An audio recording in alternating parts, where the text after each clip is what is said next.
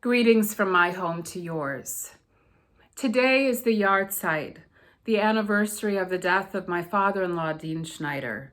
And we have lit a candle of memory for him, and we have been spending time today and over the weekend sharing memories and stories of him and reflecting on the lessons that we've learned through this last year about grief and love.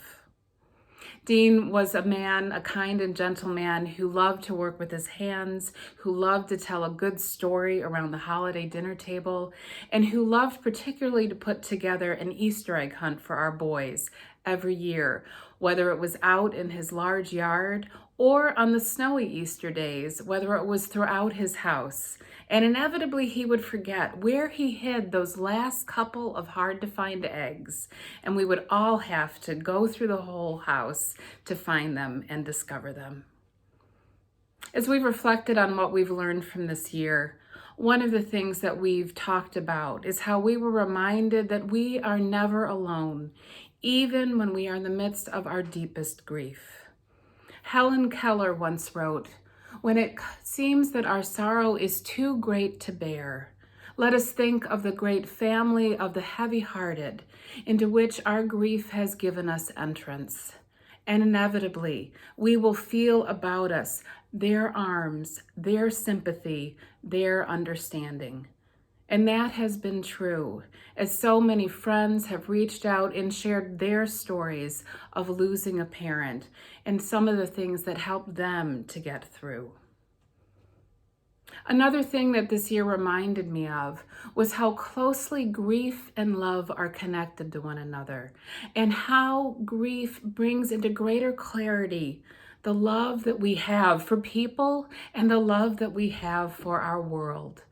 And I think of that now in this time of collective grief, when we are so aware, not just of the people that we are losing in our own circles, but of the losses throughout the global community and of the struggles throughout the global community to care for the sick, as we are aware in greater clarity of the inequities of our society and the communities that COVID-19 is hitting particularly hard. One of the questions is, a year from now, 2 years from now, when we return to some new normal, how will we keep this clarity, this larger love, front and center? How will we bring that love to bear to actually address the systems that we know need to change? How will we continue to heal, not just as a neighborhood, but as a whole world? And perhaps the last lesson that I've been holding close is the connection between grief and love and legacy, and the ways in which Dean's gifts that he shared with us throughout his life are living on in our lives today.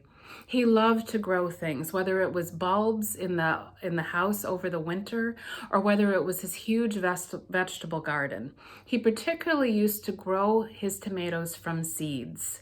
And he would inevitably give us a couple of small tomato plants that we planted too late, didn't quite water enough, and yet miraculously every year we would have tomatoes on our table.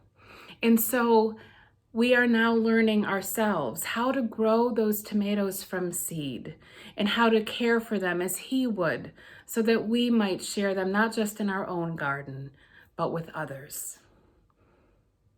What will we do differently going forward from the lessons in grief and love that are ours in this time? A year from now, may we reflect on this journey together and recommit to the humanity and the larger love that we share. So may it be.